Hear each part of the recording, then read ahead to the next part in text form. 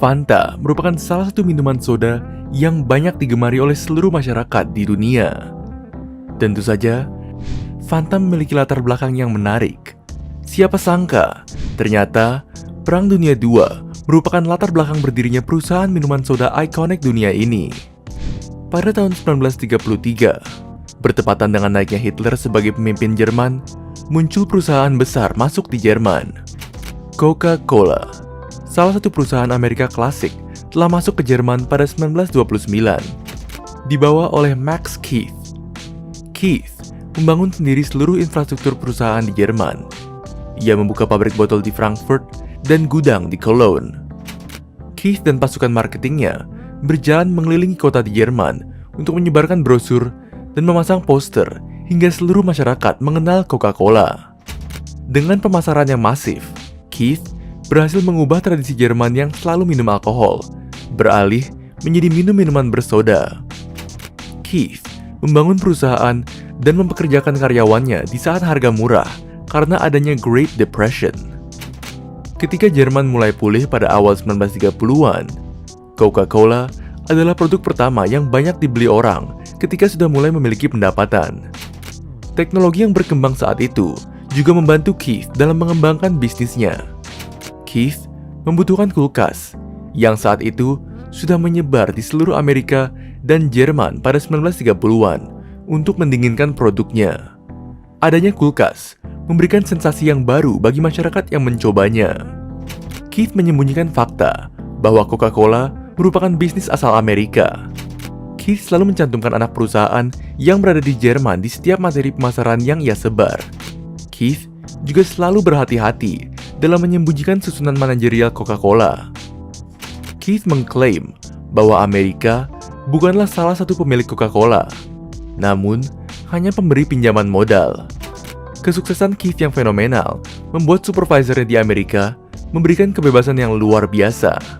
Pada tahun 1935, Keith berhasil membuat 7 resep dari 9 bahan rahasia di pabriknya. Saat itu, Jerman menjadi pasar terbesar Coca-Cola di luar Amerika. Olimpiade 1936 yang diadakan di Jerman menjadi momentum kemenangan Hitler dan Keith. Jerman saat itu memenangkan 33 medali emas. Spanduk Coca-Cola dipajang dalam acara tersebut, dan Keith berhasil menjual 1 juta bungkus Coca-Cola. Suatu ketika, permasalahan mulai muncul di perusahaan Coca-Cola. Di bawah pemerintahan Hitler, ekonomi Jerman memulai rencana 4 tahun menuju persenjataan dan swasembada, yang berarti akan adanya pembatasan pengiriman dari Amerika. Keith tidak punya pilihan selain memperluas produksi. Pada tahun 1938, ia memiliki 9 pabrik yang sedang dibangun dan 43 pabrik yang sudah beroperasi. Ketika Nazi mencaplok Austria pada Maret 1938, Keith dengan cepat mendirikan anak perusahaan di Austria pada bulan September. Namun Keith mempercepat proses ekspansi karena pada bulan September, pasukan Hitler pergi ke Polandia dan memulai Perang Dunia II.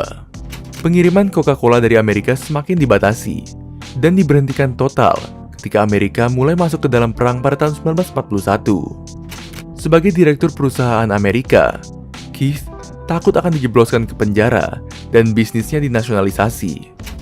Pemerintahan Jerman saat itu sedang ingin melanjutkan program nasionalisasi bisnis. Satu-satunya cara yang dapat dilakukan Keith adalah menjadi bagian dari Nazi. Keith memiliki koneksi dengan Menteri Kehakiman Nazi, Franz Gärtner. Keith kemudian ditunjuk untuk menjabat di kantor properti musuh. Jabatan tersebut memudahkan Keith untuk mempertahankan Coca-Cola di seluruh Eropa. Selain itu, ia juga mengambil alih perusahaan Coca-Cola di Prancis, Belanda, Belgia, dan Norwegia. Namun, memiliki banyak pabrik yang tidak berproduksi adalah suatu hal yang sia-sia. Terlebih pasokan dari Amerika juga dihentikan. Keith lalu menjaga dus bahan Coca-Cola yang hilang sebaik yang ia bisa, menyimpan persediaan yang terbatas untuk digunakan di rumah sakit Nazi. Namun, hanya cukup untuk beberapa tahun.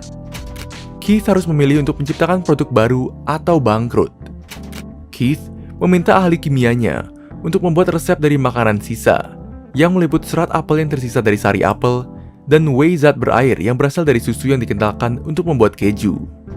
Resep yang Keith buat tergantung dari bahan yang tersedia di Jerman, entah anggur, jeruk, atau lemon. Namun, hasil dari resep itu bukan hasil yang terbaik. Kemudian, Keith dapat memproduksi produk dengan bahan yang lebih mudah didapatkan. Pada 1940, seluruh pabrik Coca-Cola di Eropa mulai beroperasi kembali. Untuk membuat merek untuk produk barunya, ia memerintahkan bagian pemasaran untuk menggunakan imajinasi mereka, atau fantasti dalam bahasa Jerman. Lalu, kata tersebut dijadikan merek produk yang dipersingkat menjadi Fanta. Pada saat pasokan Coca-Cola habis sepenuhnya pada 1943, Keith menjual 3 juta kotak Fanta. Tetapi, pada saat front timur mulai menyerang Jerman, perang mulai memakan korban. Keith ingin perusahaannya masuk dalam daftar bisnis penting untuk perang. Dari tahun 1943 dan seterusnya, Jerman diserang tanpa ampun oleh sekutu. Setiap hari, bom dilemparkan di kota-kota Jerman, hingga membuat seluruh pabrik Keith hancur dan rata dengan tanah. Lalu pada 1945, pemerintahan Nazi turun dan mencari pengkhianat yang bisa disalahkan. Kementerian Kehakiman tidak lagi aman untuk Keith, karena Keith diminta untuk mengubah nama Coca-Cola dan menasionalisasi perusahaan. Keith tampaknya memiliki keberuntungan. Sebelum sidang nasionalisasi perusahaan, Kementerian Kehakiman dibom oleh Amerika, sehingga Menteri Kehakiman meninggal.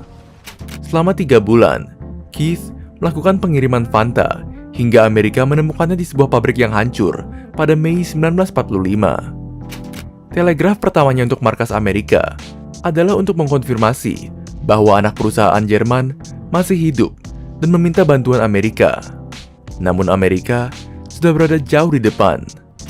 Saat sekutu membebaskan Eropa, para insinyur Coca-Cola yang dikirim oleh Amerika Serikat membangun kembali pabriknya di Jerman dan mulai memproduksi Coca-Cola.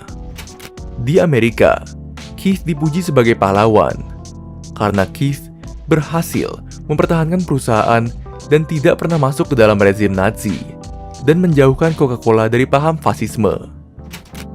Atas usahanya, Keith diangkat sebagai presiden Coca-Cola Eropa. Beberapa tahun kemudian, Keith merilis produk Fanta yang sudah matang ke seluruh dunia pada 1955.